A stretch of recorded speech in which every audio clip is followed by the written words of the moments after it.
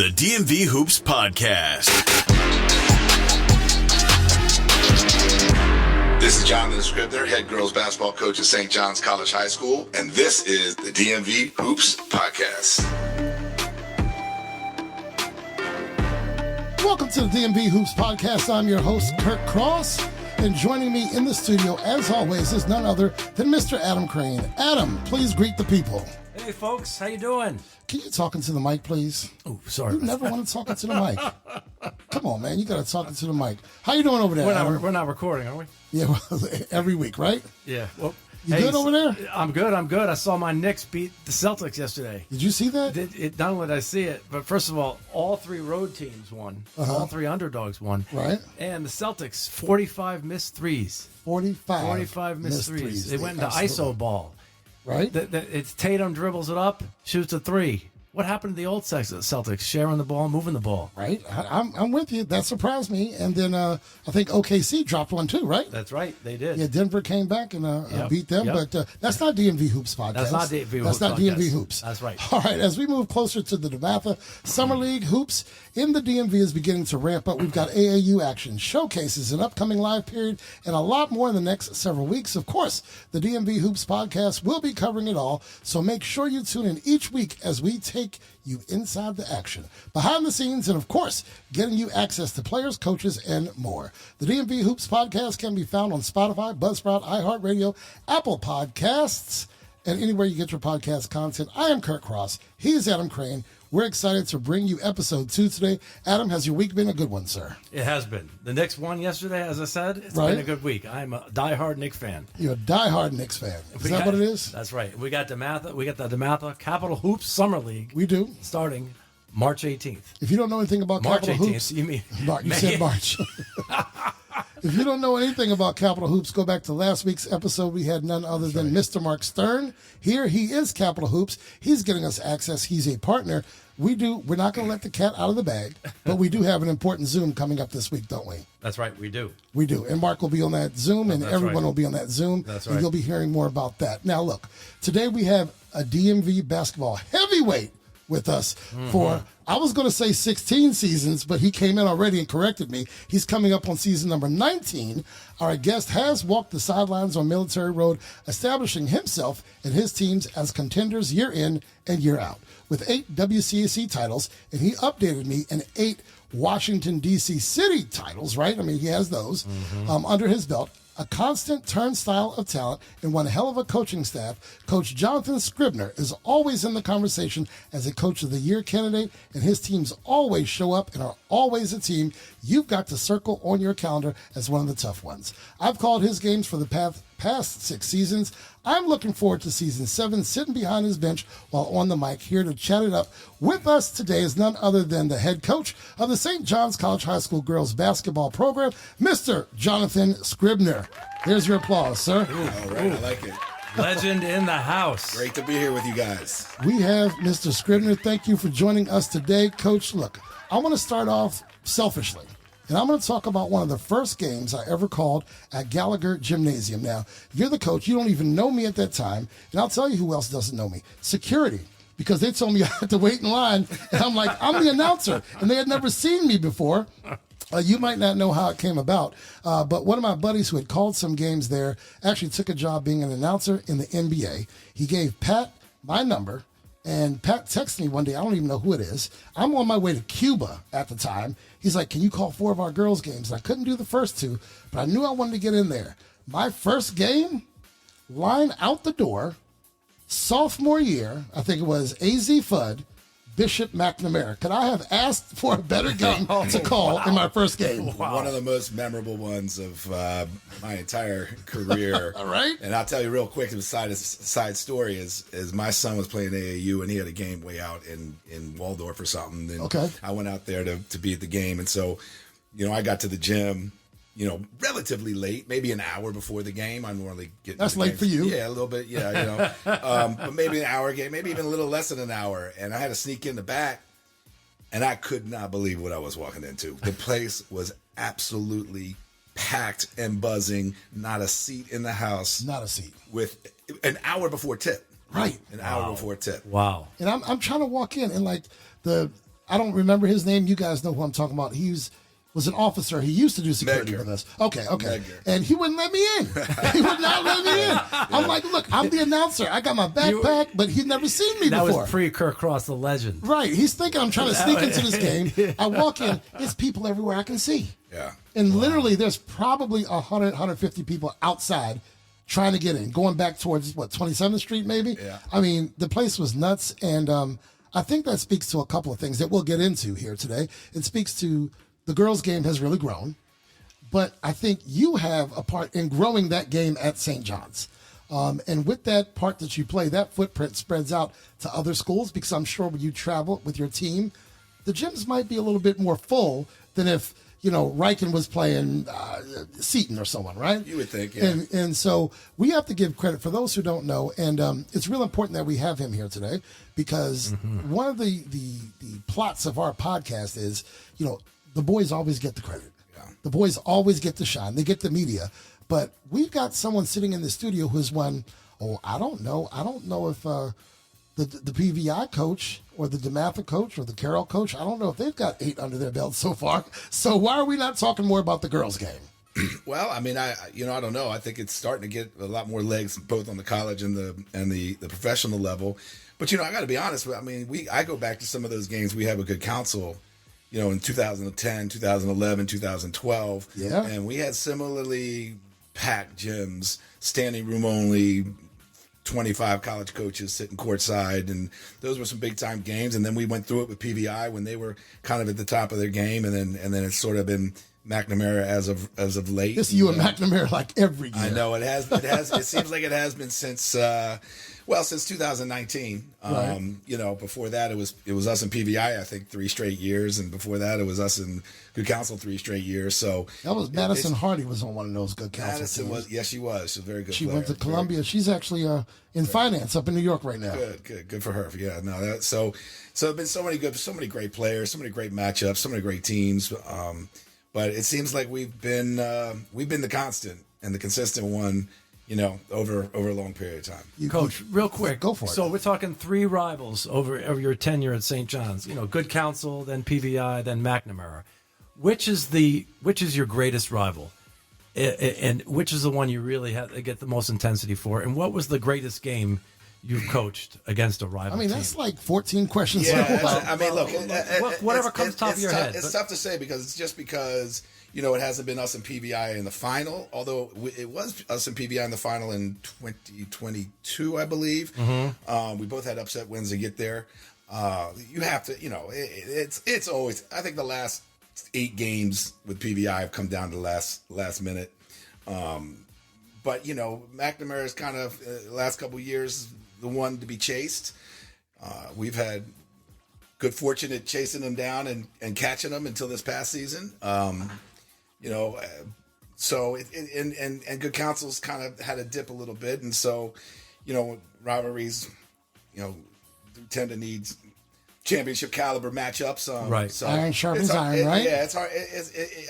Looking back on it, I mean, again, I'll go back to Lindsey Allen in 2011 hitting a buzzer beater, literally at the buzzer, a pull-up elbow jumper with the place packed at Good Counsel. And, that's as great a game as I've ever been a part of.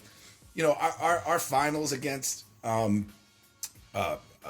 PVI in 2017 when they had 4 either current or future McDonald All-Americans on that team, and we split with them in the regular season, and they had been the consensus number 1 in the country for like multiple months or weeks, whatever it was, and then until we beat them at our house, and then we lost them at theirs, and then we faced off again in the finals, and we're able to win that game. So that was pretty incredible. Our the games with the game the COVID the year after COVID out, and when we had to play out in Virginia where we were. I remember that. Yeah, we were a 2 seed, and up to that point, no 2 seed. The 1 seed had won the final every single year since I had been to St. John's.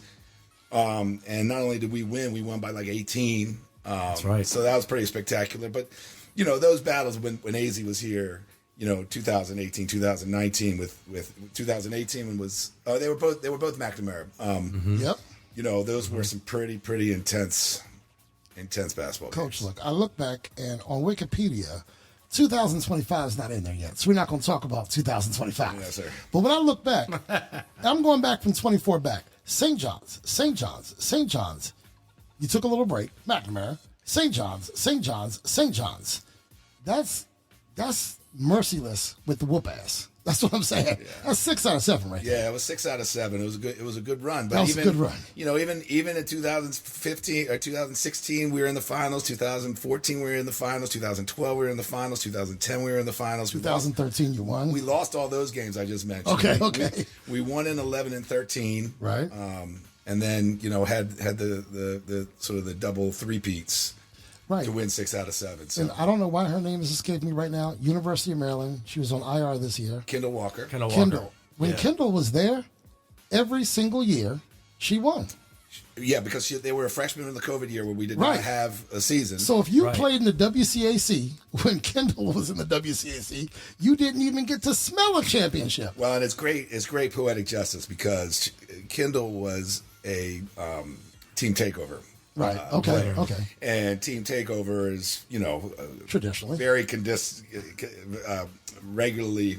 The word's losing me, but they go to McNamara. Right. And she bucked the trend, and a couple kids I was trying to get to choose St. John's didn't, and Kendall took that leap of faith, and she won them all. Good thing. Good thing. She won them all. So it's it's a good fun story to tell. No, it is. And I spent money to go to 4 of her games this year, and I didn't get to see her play. Yeah, it was unfortunate. She had, I think, a thumb injury or something on the hand injury. And I saw her dad over there and all that. Yeah. But you know what? I assume they'll let her redshirt this, and she'll have some time to play. Before I send it over to you, Adam, I knew St. John's was big at that McNamara game, but when I get to take pictures with Muffet McGraw and Brenda's at the game, and all these coaches are there, they're coming. They're coming to see you. They're coming to see McNamara, and at times Seton, and PVI's had some things going on. But when they come here, they're coming to the McNamara St. John's game because they know they're going to see 8, 9, 10 players that they can make offers to or that fit within their schemes. Yeah, well, we got to be honest. It's not just the WCAC. The DMV is the most talent-rich area in the country, and for that matter, in the world. And so, but they're not going to Richard Montgomery, Coach. No, they aren't. But there's still 8 or 10 great teams out there. They're coming to see. They're coming to see the teams in the WCAC that are, top to bottom, have D1 caliber, talent, and now you see the ISL, the Independent School League, is those teams are starting to grow in stature. Said well, Visitation ruled the roost there for many years and had D1 talent, and then Sidwell burst on the scene a few years back with Coach Dudley, and they've kept that going, and now you're seeing Bullis and Potomac and Murray, and Potomac's doing well, yeah. So it's and you always had the Riverdale Baptist and the New Hope, and some of those independent schools that are also there's just so much talent. There's enough high quality. What the hell happened to Oakton? Didn't Oakton used to be a powerhouse? Oakton used to be a powerhouse. That was way back in the very beginning. Way back, right? And I couldn't tell you because I was coming in just sort of as I can't remember the coach's name, but he did an amazing job, and that's a matter of keeping your local talent at your local school, and now with all these options and all these great private institutions and programs that.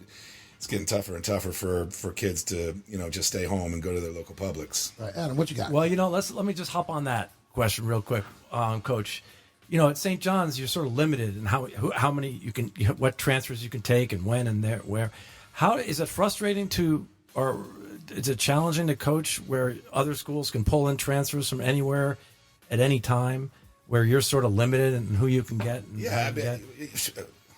Yeah, of course, it's a little frustrating, but to be honest, the transfer game's not a game I really would choose to go with. We're not a renegade, high school just get in the portal and bring in 3-4 great players. We focused on bringing in great kids and great families into the 9th grade and developing them over 4 years and keeping, there's been enough interest and enough talent that we've been able to do that. So it hasn't really affected me. Now, we have had some really, really successful, great transfers. I mean, Asia Shepard was Washington Post Player of the Year, came in as a 10th grader. Tatum Green came in as a junior, and she just played at Boston College down at Florida State. And but then, you get to a point now where sometimes it necessitates, because you're losing kids. Kids are transferring out for whatever reason, or they decide at the last minute they don't want to come. You have holes to fill. Mm-hmm. Right. And so, you from time to time, if you have to, you look for some transfers.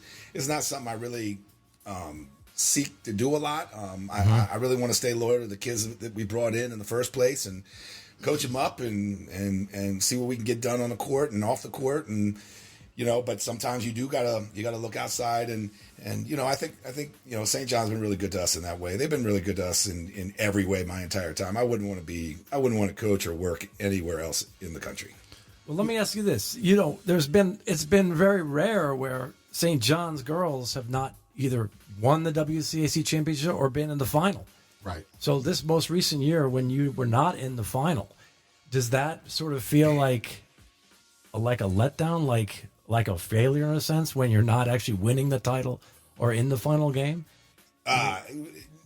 Yes and no. I mean, obviously the goal for us at this point is to get to that final game, right? And that's the goal in any league. Like, you got to get to the game. If you can't get to the game, you don't have a shot at winning. And once two teams get to the final, whether it's the Super Bowl or the NBA championship, one's going to win and one's going to lose, right? So, the goal is always get to that final game, rather than get to that game and win the game. Obviously, you want to win the game every time, but to get to the game. So, yeah, of course, not getting there feels like, a little odd, because we've been there, I think, I can't even count anymore, probably 12 out of the last 16 years, something like that. We've been in the game. It's a monopoly. We've been in the game, so that sort of just feels the norm. So it's so rare to not get out of the semis. But hey, we had a really, really young team, not only just in age, we had no seniors.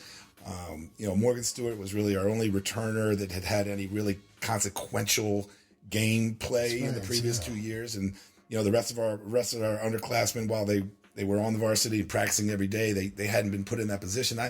And we super overachieved. I was so proud of what we did this year. I think we outpaced ourselves in our development. And but at the end of the day, the two games that really matter, we couldn't get it done. And I think some of our youth showed out a little bit, and also a little burnout of just a long season for kids that had not sort of been through that kind of a grind. So, the good news about having young kids, they get older. And, I could just tell in workouts right now, like, the whole demeanor from everybody who went through that grind this past season is on a whole kind of different mental level in the way they're approaching things. And we're not starting from scratch with all of them. So we're just picking up where we ended, in March. And, I like our chances to be back there this year. So just because you didn't win the title doesn't mean you weren't successful, because, as you said, with a glimmer in your eye, you said, hey, you know what? I was proud of the kids. They overachieved, and they're young, and they played well. That's good to hear. But let me ask you this. You're one of the all-time winningest coaches in the DMV, maybe the most winningest coach in the DMV in the girls' high school, and maybe you're one of the all-time winningest coaches in the country. I wouldn't doubt it. So you've been there, you've done it. All you do is win. How do you get up for every season when what else is left to do? Like, why are you? Where are you inspired? Oh my God, it's so much fun.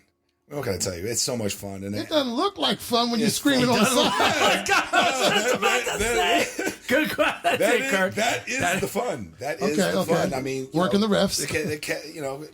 Competitive nature, but really, fellas, man, we talk about successful season or not. Like, there are a lot of markers for a successful season that have nothing to do with wins and losses. And, we're not. This is not college. This isn't D1. This is high school, man. And this, developing good people, good character, relationships with families that you're going to know and track and follow for the rest of your life. Watch them grow into adults, watch them get jobs, watch them have families of their own, and so it's also got to be fun. It's got to be fun. And we have a good time. We're very, very serious about what we do when we're between those lines. But, if you can't smile, you can't take yourself, some self-mockery and not take yourself too serious, then what are we doing? It's high school ball. It's a big, major part of these kids' lives, but it's not the only part of their lives. So, it's that keeps you going. And you let it lay where it lay. At the end, you're gonna win and you're gonna lose, and that's a fact of life. Right. I'm gonna take you back not too far. My favorite season that I called for you included my favorite player, Carol A. Barton. Oh yeah. And my favorite season was the 23-24 season, and I'll tell you why. She got hurt during that season, and I believe we took a loss to Carol at Carroll. Yeah, that season we did, and I'm like, oh my goodness, what's going to happen here? Carol A was hurt for 4, 5, 6 games. It was a mini extended period. She missed a good amount of the early part of the season. Yeah, and then I saw something turn a corner. You turn the corner, and Morgan Stewart turned that corner, and Kendall turned that corner, and that was what I feel to be your best coaching job, because you had to coach with players down. Delaney was not on that team, was she? Delaney. She won the year before. She was gone, yeah. Well, it's interesting. So we had a 3-game stretch where we lost to Carroll at Carroll. And, there was no shame in that. That team was really, really good. Right. Their best team probably in the last 10, maybe even longer years, that Carroll team. We can't say that about last year's Carroll team. No, unfortunately we can't. But, Coach White does an amazing job. Coaches her butt off all the time. She does. But playing at Carroll is a very, very, I think boys will say the same absolutely, thing. 100%. Very, very difficult place to play. Oh, yeah. So anyway, we lost to Carroll, then we lost to Ireton, and then we lost to McNamara. I mean, we might have had a little win in between, but it was like 3 out of 4 games. Right. Okay, got to the WCAC playoffs, 4 weeks later, 5 weeks later. Right. We beat Carroll, we beat Ireton, we beat McNamara in the exact same order to win the championship. So, that kind of stuff is so satisfying because, the idea is you're building every day. You're building. It takes 28 games and however many total practices to get yourself prepared for a 3-day run. And that's what it's all about. And we were able to accomplish that. And, that was a really good feeling. That was my favorite season. And I just want to touch on one more thing. You said the words, girls in the families you get to know, track, and follow. And I'm going to take you to the big stage. A couple weeks ago, I saw you on Instagram. Yeah. And you were with a young lady who plays in Storrs, Connecticut. I was. How good did that feel? AZ Fudd, Look, there are a lot of things that are satisfying in sports and in life, but, being in that gymnasium, in that stadium, and watching her do what she did, not only in the semi, but in the final, so many and injuries, the redemption and the work, and seeing her look like we remembered her as a freshman and sophomore when sophomore she was National Player of the Year, and then for them to win, there's no word. There's just no words to express and describe. I mean, you were overpouring, weren't you? Oh my gosh, it was. I was just so happy. I was so happy for her family, her great family, and it was my 4th finals I'd been to. Okay. It was the first one that our player won. But is that your first to win one? Yeah, the first to win one. Marissa Coleman won one at Maryland, but that was before my time. Okay. But yeah, I mean, and just because of AZ's story and everything she's had to go through and overcome, and it was really Coach Rouser, Coach Hoothan, and I who were all there at the game. Coach Rouser's mother was with us sitting too, and I mean, we were just kept elbowing each other. It's like, can you believe this is happening? This is about to happen, right? This is happening.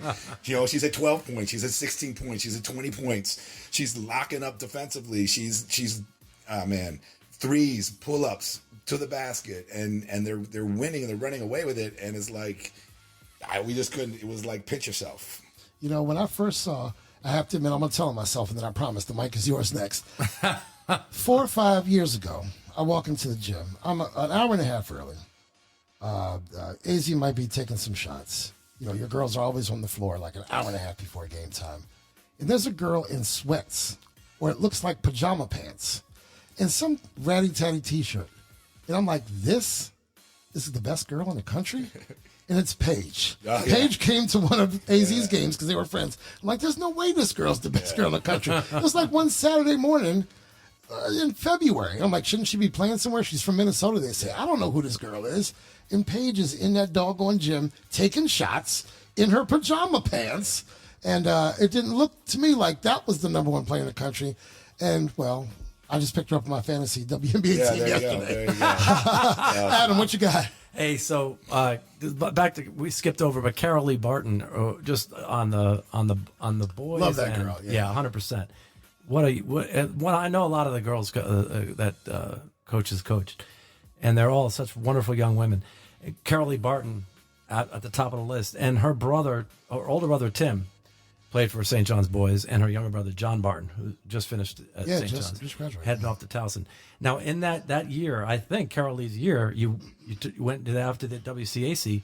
Didn't you beat Sidwell in the States that year? We did, and you talk about some of the great games. Right. I mean, you have, that game went down to the wire. We had the game. We kind of controlled it, and they picked up a loose ball that if we had just secured at the end of the regulation, and they hit a 3 to tie, and then we go into overtime, and all of a sudden, man, there's a minute left, maybe 54 seconds left. We go down 4, and I'm like, exactly. How this thing's slipping away. But then we ran this play against their 1-2-2 zone, and Carolee flashed to the high post. Yep. We entered the ball to her. She threw it to great assist to Kendall in the corner, who hand and face knocks the 3 down to cut it to 1. And then, and Morgan made a big steal. I was going to say, it was Morgan, right? Steal, We got the stop. I don't know if it was a steal or not. I think maybe Tatum got the steal, but threw it out to Morgan. Morgan got trapped right in front of our bench, looking like she was in trouble. But we work on this stuff every single day in practice, and we just let it ride. And she broke through that double team, got to the basket, got fouled, made the hoop, put us up 2, and we got another stop. And that was definitely one of the top games I can remember to win that final. And that's where I was going with this. That was the best game, the girls' game I've ever seen in my life. Our boys were ready to play Sidwell right after that for the boys' state championship. Right. And we were watching that game, and GW was packed and rocking. It was unbelievable, the energy in that gymnasium at George Washington. Mm-hmm. And the boys were watching the game, and they were so excited that at one point the boys' team for St. John's ran it was an overtime. Ran onto the court, and the ref had to blow the whistle and tell the boys for St. John's watching the girls' game to stop and call time. I said, guys, get it back up. Because everybody was so pumped. That was the best girls' game I've ever been to. Yeah. It was unbelievable. The most amazing, it's Steph McNamara, the first one I did. I mean, I got initiated into what is Gallagher Gym and the Scribner era, or my era under the Scribner. And by the way, for those who don't know, if I don't come to a game, if I miss a Scribner game because I've got something else to do, I better bring double mints to the next game, because this guy wants it. He likes the Lifesavers wintergreen mints. That's what that guy loves, and I bring them to him every game.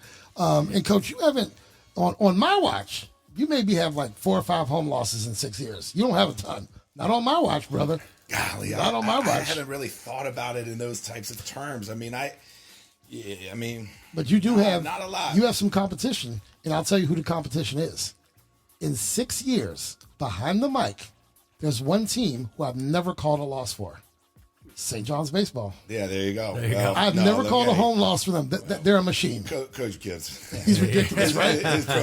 His program speaks for itself. I mean, what's he won, like 9 in a row, something like that? I mean, that guy does not, and they're on their way again. Yeah, they're 26-1. Yeah. They took care of Gonzaga yesterday, which in the bottom of the 6th they have to stop for rain, so they had to play a doubleheader today and all of that. Hey, with the Scribner era, though, I want to can we get the marker when that begins? Because my era or his era? No, the Scribner era, not your era. We're not talking about 2000. The Kirk Cross era. When did it start? The coaching. My first. Well, when did it start for me coaching? Yeah, not St. John's. But let's go back a little further. Yeah, I was working with a training company called 101 Basketball, and we were doing individual instruction for basketball, which was a sort of novel idea back then in the mid to late 90s.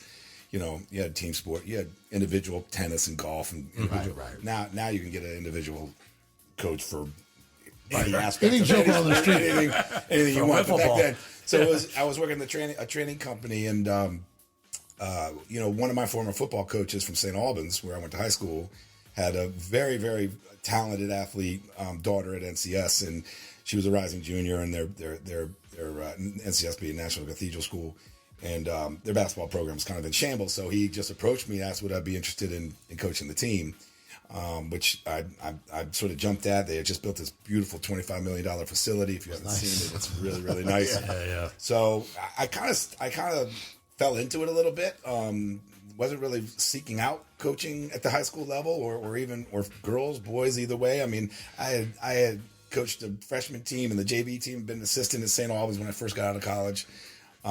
Coached some youth teams. For basketball. Yeah, for basketball. And then part of my job with the one-on-one basketball was, I coached a bunch of little youth teams from third grade girls to eighth grade boys and, helping out rec level teams. And so I did 6 years at NCS. And then, and then came on to St. John's in the 2007-2008 season. And I had a couple tough years, getting acclimated. And, I owe a lot to Mr. Tommy Veith and a lot of Coach Paul DiStefano for the late, great Artie Bryant. Right. Who, when I wasn't sure about whether I was up for this, they were in my corner and supporting me and telling me I'm doing the right things. And, and then came the 2010 season and, up until we lost our center, who was the anchor of that team, that might be the best team I ever had. Really? The 2010 season. And that was the first year we were destroying. We were 10 deep, all Division I. Really? Lindsey Allen was coming off the bench as a freshman who's, 8 years in the WNBA. Oh, that is a good team. Lindsey Allen's coming off the bench. Yeah, it was. But then when Marissa Brock tore ACL in early January, the whole kind of concept was based around her anchoring both the offensive and defensive side. And we still made it to the finals and made a good run at it. We lost a seat in that year in 2010. And then 2011. Was that Candy? Who was coaching that? No, it wasn't Candy coaching. It was the former star from European. God, what was her name? She was there for a short run. Okay. I can't remember. She was. I think she was a big star at Maryland. I'm embarrassed. I can't remember her name. but so we lost that one.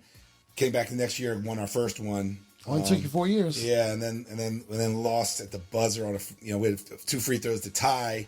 Good counsel in 2012, which we only got 1 out of 2, and then so we lost that one by a point, and then came back and beat good counsel 2013. Right. And then we had a bunch of injuries in 2004. We still made the finals in 2014, but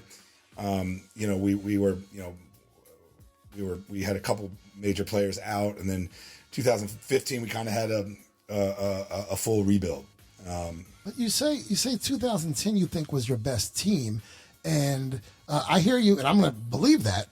But so what does that say about Scribner post 2010 that you're still winning titles? Yeah. And I'm not saying you're down on talent. I'm saying at some point it moves from talent to you building systems around the talent you have. And, you have the 2 philosophies. I'm going to run a 5-out offense and all my girls better know it. Or you have the coach who says, I've got a bunch of shooters. I've got a bunch of post players, and you figure out what you want to run based on that. I want to be clear for all of my alums out there. You might get in trouble. AZ's sophomore year. Yeah. Wait a minute. Yeah, I mean, AZ might have something to say about the year we made the national championship game. Yeah, I said 2010 might be our best team ever. Okay, but there's a lot of debate. There's a lot of debate about the top 10 or 15 players that have come through, and it's fun. It's all fun and games. Look, man, we've been blessed to have just unbelievable kids coming in. And great coaching. And I say over and over that the best thing I do as a coach is surround myself with great people.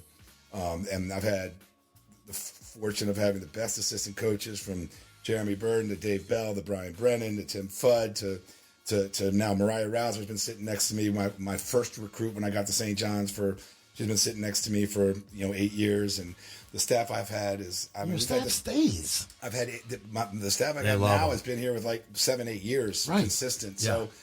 So, we have a certain way we coach. We like to teach how to play basketball. We're not trying to fit you into you go X to Y to A to B to C. You're going to learn how to read screens and how to play triple threat, how to set and receive screens and keep spaced and really trying to create a system designed for players to make plays. If you don't set a screen in his offense, you're not going to play. That's right. Because there's screens coming in his offense. You're going to have to set screens and you're going to have to defend. Yeah, well, on that, let me piggyback on that. So what's versus 15 years ago, today versus 15 years ago, how has the landscape changed as far as coaching? What are the biggest, are there new challenges you have to deal with as far as coaching? Social media. I mean, it's a great question. Honestly, like, it hasn't changed it doesn't feel like it's changed all that much for me. We're continuing to bring in great kids. We're still kind of running the same style of play. The expectations are there. The school is supporting. We haven't had to get involved in all these transfers every year. We're not losing kids. It hasn't changed a ton for me. But obviously the landscape with college level. Would you say it's more changes on the boys' side, or more challenges on the boys' side because of transfer portal maybe being more active? I don't want to speak about the boys' side because I'm not immersed in it. But I do have friends that are coaching in it, and I think that there's more challenges with families and people not being happy where they are, or not feeling like they're getting what they signed up for, or getting featured, or getting enough playing time, or whatever those things that they'd end up with disgruntled kids and disgruntled parents. I mean, and it's probably gotten to a place where you got to cater to the kids more. I don't feel that way at all. I just think the girls' game is a different animal, and it's a different kind of athlete. And is it a gender thing? Are girls more willing by nature to buy into team? That's a great question. I'm not a sports psychologist, so it's hard for me to make a professional, opinion about that. I mean, I know the ones that we bring in, and we talk a lot about it when we're recruiting, and that, we need families and players that want to be part of something bigger than themselves. There you go. And that's a big tenet for us. And we've had an amazing culture, this whole time I've been here. It's we don't have a ton of locker room drama. We don't have a lot of parent meetings. We don't have to, we don't have a lot of clicky stuff. I mean, the girls like each other. The older girls embrace the younger girls. And, obviously you're dealing with high school girls, and as you are with high school boys, there's going to be some drama. Not everybody's going to always be happy with their role or their minutes, but they, for the most part in our program, they've bought in, and, they've accepted what their roles are, and we talk about that a lot. And they got to know that the second that season ends and those seniors walk out the door, everyone in that room that's left, their role immediately changes, and from year to year to year. So even in a year we didn't graduate any seniors, every one of those kids' role changes, because 2025, 26, even though it's the same group of kids, it's not 24, 25. It's a different team with a different mindset, outlook, and all that stuff. Well, I don't know what the water is, what's in the water at St. John's with the girls' water that they're drinking, but I know Scribner's got his girls buying into the concept of team, sharing the ball. The families, too. And they were listening. I mean, we finish boys' practice often, and the girls come in, and Scribner starts his practices. What is going on when he's got the girls sitting in a circle before practice? There you go. Just going around the room discussing things. What is happening in that circle? So mainly that's the magic sauce, the secret sauce. Mainly that's the scout circle. So we'll do that the day before a game, and we'll review the scout, and we'll sit and we'll talk, and we'll go over game plan, and but we've also had that circle where we do have to address some things that creep up. And it seems like there's always one time during every season where we have to, as much as I just professed about great culture and all that stuff, it does seem every season we have to have one reset. We're like, we have to reset everything, and everybody's got to understand what your role is, what my role is, what can we do better as coaches, what are we expecting you guys to do better as players. But at the end of the day, if we're not together, and this is the family, right? It's not your parents, it's not your friends, it's like no one knows other than the 15 or whatever you call it, 19, 20 players and coaches and managers. No one else knows what we do, right? Because we're the only ones in the room, and we have to stick to that. And it seems that there's always seems to be a turning point with every season where we have that little mini reset, and then we get going forward. So you've been doing this for so long, Coach, and you've been winning. Are you still learning? Oh my gosh. And what, how, when, and why? Like, how does that symptom? What's the symptom? How do you see? Where do you learn? Every great coach has to have this attribute. They've got to be a great thief.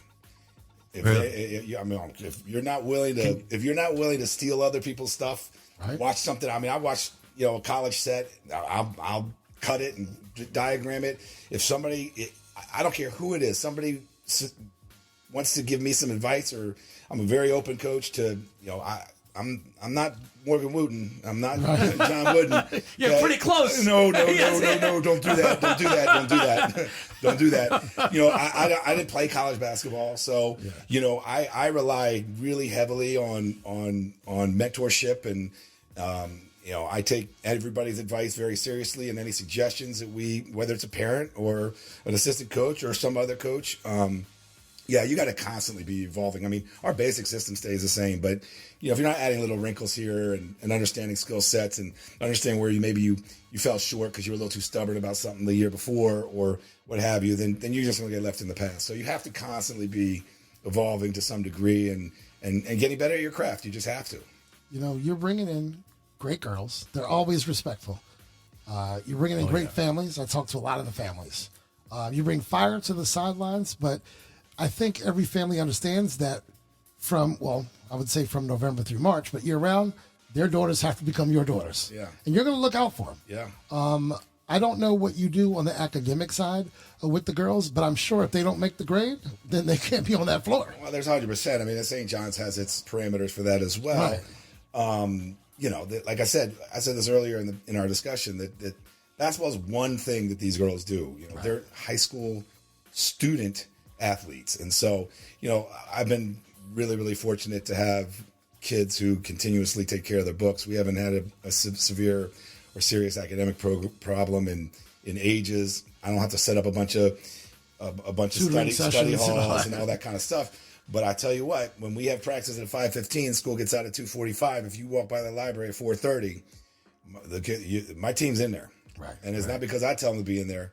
They're in there. They handle their business. When you take a step back and you really see what these kids are doing at the levels they're doing, you have to have some admiration for playing at the levels that they're playing, but behaving at the behavior levels, taking care of their books the way they're taking care of their books. They got family, they got church, they got all friends, kinds of stuff. Of course. I mean, there's a what's it called, Adam, when you get in trouble? It's detention. Detention? He didn't look over here. He looked over there. There's a detention list that comes out.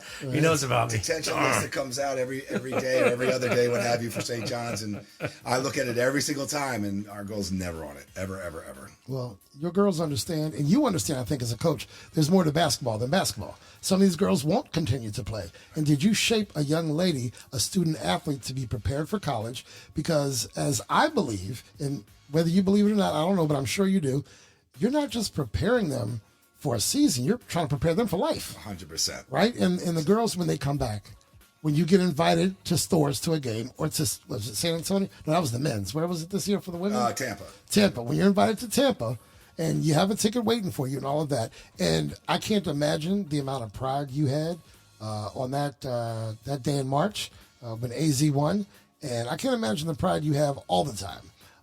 Another coach who's been on my podcast before said all of their players are their walking trophies. And all these girls who are doing great things are a testament to having come through I almost said I Street. Lord, Military Road. Oh, Lord. Coming through Military Road, being under your tutelage, but having the coaches around them, having support from the administration, support from the cadet family. And, Adam, you've been a part of that for years, and y'all have made me feel a part of it. So even though I haven't been invited to a banquet, I mean, Pat, OC has invited me to a banquet. I'm just, I'm putting in my plug. I'm just saying. I'm just dropping the ball. You get the doggy back, Kurt. Let me just guess. The parents plan it? It's not on you, the parents plan it? That's right. We all plan it together a little bit. No. But you guys have always made me feel welcome. I've got gear. I've got all that. So thank you. I'm there. I'm at a few different. I'm at St. Andrews. I do some other stuff. They got a new coach. What's your? I think you want to find out about the upcoming season. How do you feel? I want to ask you about the upcoming season. First, I want to say this: is that the rumors are not true. They're not going to rename Gallagher Gymnasium Scribner Gymnasium. All right, so that's not happening. One day anytime they will. soon. One day I think they will. 1 year they or at least might. name it Scribner Court. The second thing is Scribner Court. Gallagher I'm not Gymnasium. sure I would even sign off on that. No way. Listen, I grew up going to camp there when I was 7, 8, 9 years old. Okay, where it was Morgan and Joe, Gallagher and Wooten, and those are some of my deepest childhood memories that are ingrained. I don't even think I would be willing to sign off on something like that. All right, well, let me just add on that note. Scribner's taken over the girls' camp at St. John's and that tradition, and he takes it.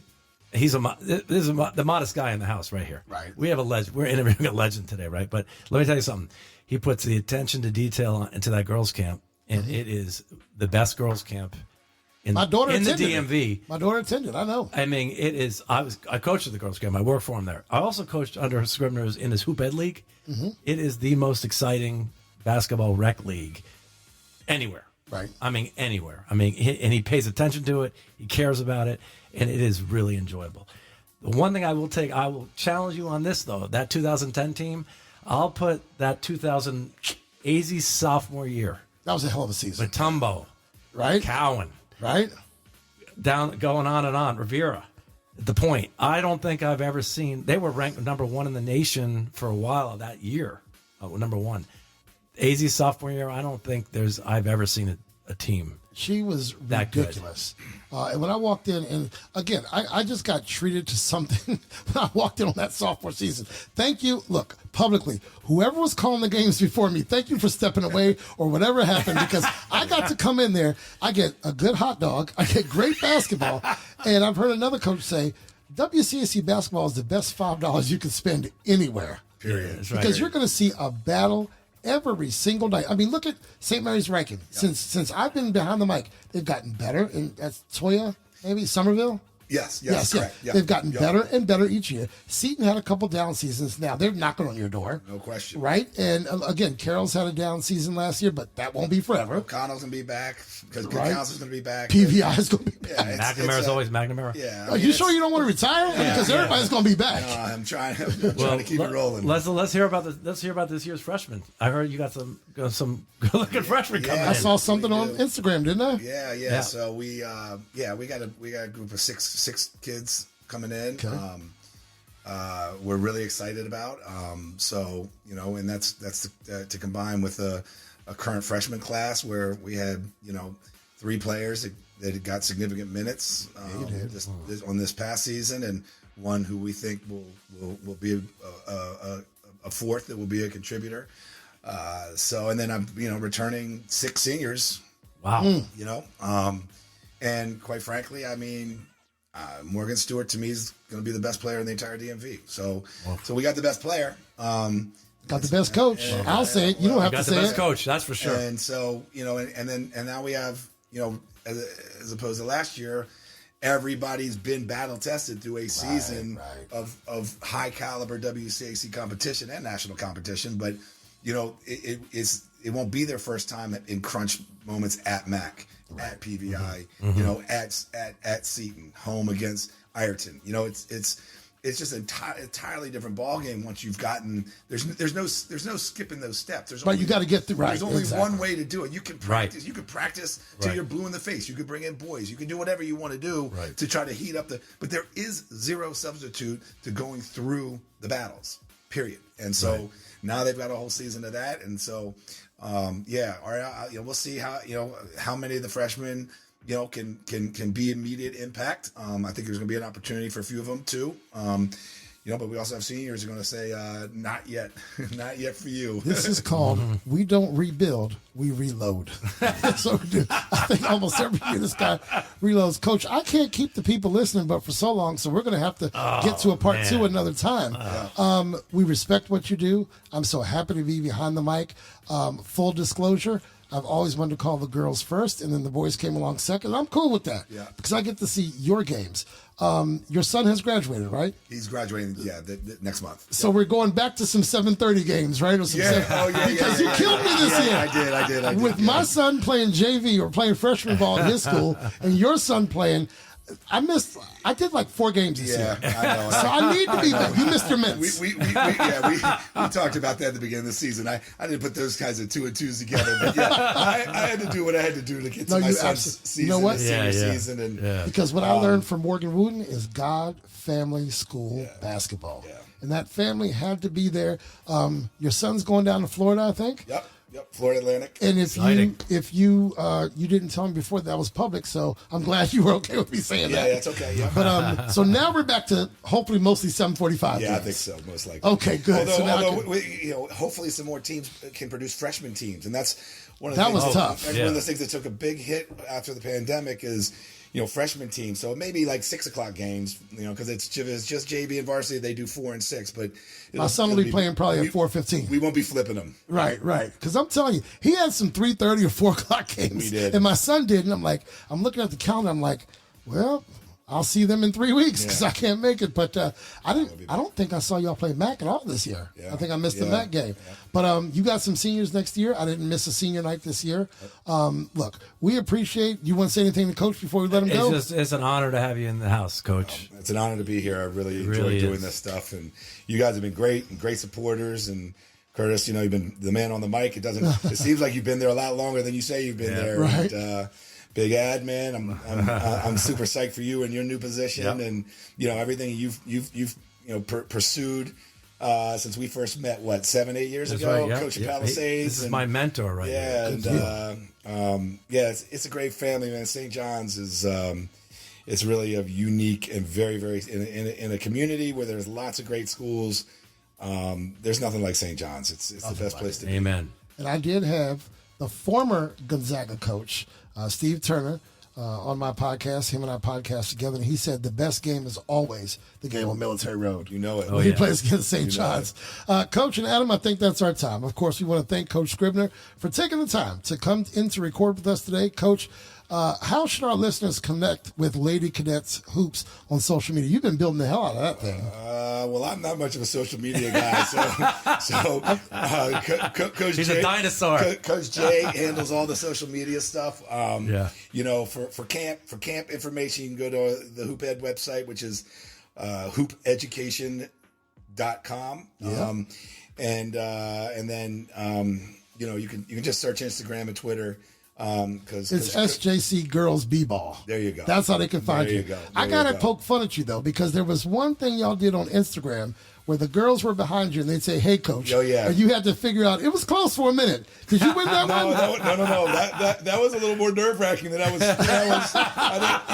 They told me to come in and do that, and I wasn't quite sure what they were going to do. And it was kind of a thing that was going around. The college coaches were doing it, so they did their version with me, and I got about half of them right. If you don't know, he would sit here. The girls would come up behind and say, "Hey, Coach," and he had to say, "That's Morgan," or he had to figure out who it was without seeing them. Y'all got most of them right. Almost all of them. Yeah, well, between me and Coach Rouser, because it was the two of us. Either she got it or I got it, but there were a couple that slipped by us. They were like, I was expecting a little more than just, "Hey, Coach." Tell them to be more vocal on the floor, and you'll know their voice, right? There you go. Well, good. Y'all need to connect with St. John's College High School girls basketball, those Lady Cadets. We also want to thank our listeners for tuning in. And remember, spread the word. The DMV Hoops Podcast can be found on Buzzsprout, iHeartRadio, Spotify, Apple Podcasts, and wherever you get your podcast content. Thanks for listening, folks. We will see you next time. The DMV Hoops Podcast is hosted by Kirk Cross, featuring Adam Crain. Thanks for listening.